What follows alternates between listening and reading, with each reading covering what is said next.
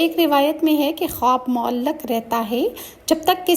کسی کے سامنے بیان نہ کیا جائے، اور جب خواب بیان کر دیا جاتا ہے اور سننے والے نے کوئی تعبیر دے دی تو وہ خواب تعبیر کے مطابق واقع ہو کر ہی رہے گا۔ لہٰذا کسی عاقل شخص کو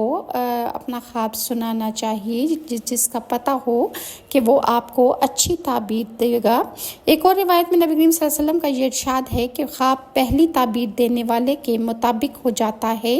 یعنی آپ نے جس کو خواب بتایا اور اس نے اچھی یا بری تعبیر آپ کو دی تو آپ کے خواب کا رزلٹ ویسا ہی ہو جائے گا۔ اور